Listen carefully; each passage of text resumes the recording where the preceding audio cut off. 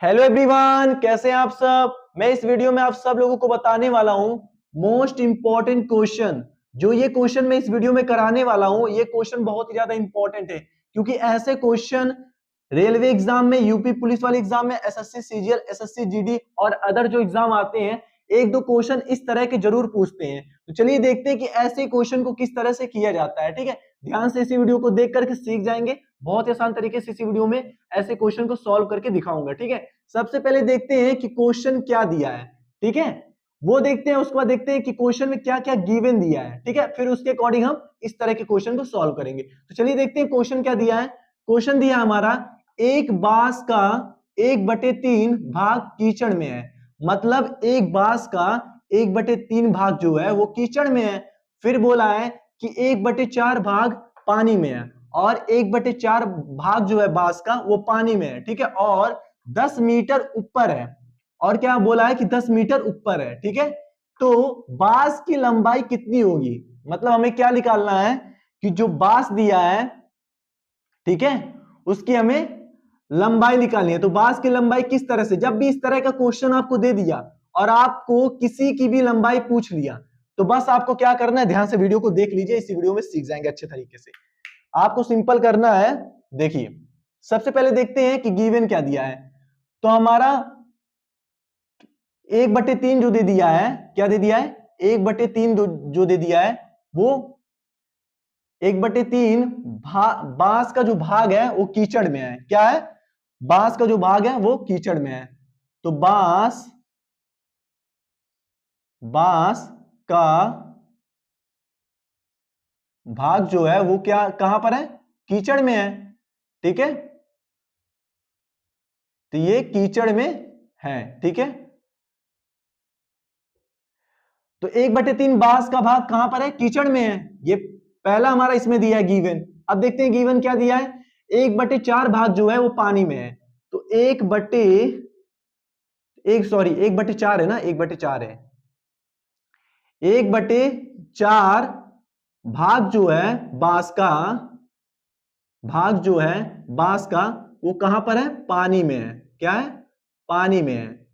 ठीक है, ये गिवन दिया और हमें पूछा क्या है। और एक चीज और गिवन दिया है, देख लीजिए, 10 मीटर ऊपर है। और क्या बोला है कि 10 मीटर ऊपर है, मतलब पानी के ऊपर 10 मीटर है। तो पानी के ऊपर है कितना, 10। यहां मैं मीटर ऐसे लिख दे रहा हूं, यम लिख दे रहा हूं। ठीक है, यम से आप समझ जाइएगा मीटर है। ठीक है, मतलब 1/3 बांस का भाग कीचड़ में है, फिर 1/4 भाग पानी में है और 10 मीटर हमारा पानी के ऊपर है। ठीक है, ये तो हमारा गिवन दिया है। अब चलिए हम सॉल्व करते हैं। ठीक है, जब भी इस तरह का क्वेश्चन आपको दे दिया और किसी का भी लंबाई पूछ लिया, तो सिंपल आपको क्या करना है, 1/3 दे दिया ना, तो एक जगह पे क्या करिए, आप x मान लीजिए। ठीक है, तो x/3 लिख दीजिए। ठीक है, ये हो गया, प्लस का साइन दे दीजिए। यहां पर 1 दिया है तो यहां पर भी x/4 मान लीजिए। ठीक है, याद रखिएगा, अगर 1 दिया रहेगा ऊपर तो उसके जगह पर आप x मान लीजिएगा। तो देखिए 1/3 है तो x/3 लिख दिए, प्लस 1/4 है तो x/4 लिख दिए। फिर प्लस करके आपको जो मीटर दिया है उसको आपको ले लेना है। ठीक है, इज इक्वल टू क्या करना है, x कर देना है। ठीक है, इसी तरीके से आपको करना है। ठीक है, सबको जोड़ देना है और इज इक्वल टू x के बराबर लिख देना है। ठीक है, इतना करने के बाद अब 3 और 4 का सबसे पहले एलसीएम निकालिए। तो 3 और 4 का एलसीएम निकालेंगे तो कितना आ जाएगा, 12 आ जाएगा। ठीक है, अब देखिए 12, ये 3 है, इसमें किस नंबर से आप गुणा करेंगे कि ये 12 बन जाए, तो इसमें आप 4 से गुणा करेंगे। जब आप 4 से इसमें गुणा करेंगे तो 4 3 कितना होता है, 12 होता है। जब दोनों सेम हो जाएगा तो इसी नंबर को आप ऊपर गुणा कर दीजिएगा। ठीक है, चलिए करते हैं। तो 4 को ऊपर गुणा करेंगे तो कितना आ जाएगा, 4x आ जाएगा। ठीक है, प्लस का साइन देंगे। ठीक है, अब यहां देखिए हमारा ये कितना दे दिया, 4 दे दिया, 12 दे दिया। यहां पर किस नंबर से मल्टीप्लाई रखिए, 12 बन जाए 3 से, 3 चौक कितना होता है 12। जब 12 12 सेम हो जाए तो इसी नंबर को क्या करना, ऊपर मल्टीप्लाई कर देना है। ठीक है, चलिए ऊपर मल्टीप्लाई करते हैं। तो हमारा हो जाएगा कितना, 3x हो जाएगा। ठीक है, प्लस 10 हो जाएगा, इस इक्वल टू क्या हो जाएगा, x हो जाएगा। क्या हो जाएगा, x हो जाएगा। यहां तक सॉल्व हो गया। अब इसके बाद आप देखिए क्या करना है, 4 और 3 कितना होता है, 7 होता है।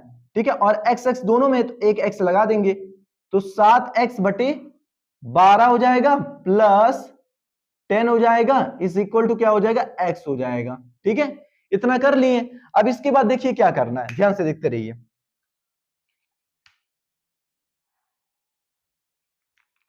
इसके बाद हम क्या करेंगे, ये जो हमारा 7x बटे 12 है ना, इसको हम उधर ट्रांसफर कर देंगे। तो यहां आ जाएगा कितना, 10 आ जाएगा इज इक्वल टू x।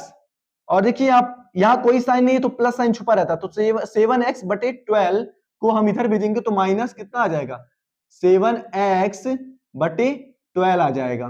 ठीक है, माइनस में आएगा ना। अब इतना करने के बाद हम क्या करेंगे, ध्यान से देखते रहिए। 10 को लिख देंगे इज इक्वल टू, इसका एलसीएम निकालिए तो 12 और 1 का एलसीएम निकालेंगे तो कितना आ जाएगा, देखिए इसके नीचे कुछ नहीं था, 1 मान लीजिएगा। ठीक है, 12 और 1 का एलसीएम निकालेंगे तो आपका कितना आ जाएगा, 12 आ जाएगा। ठीक है, क्योंकि आपको पता है ना कि अगर मान लीजिए कोई फ्रैक्शन में नंबर दिया है और दूसरा हमारा फ्रैक्शन में नहीं दिया है तो उसके नीचे हम 1 मानते हैं, इसलिए एलसीएम निकालने के लिए। ठीक है, अब ये 12 आ गया तो ये देखिए 1 है, ये 12 है, इसमें किस नंबर से मल्टीप्लाई करेंगे क्या 12 हो जाए, तो यहां पर आप 12 से मल्टीप्लाई करेंगे तब कितना आ जाएगा, 12 आएगा।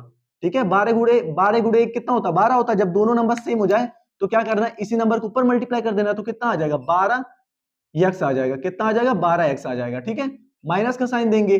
अब ये 12 12 जब दोनों पहले से सेम हो, एलसीएम और ये नीचे वाला नंबर, तो ऊपर वाले नंबर को सिंपल आपको ऐसे लिख देना है। ठीक है, इतना करने के बाद आपको क्या करना है, 10 लिख देना है इज इक्वल टू 12 माइनस 7 करेंगे तो कितना आ जाएगा, 5 आ जाएगा।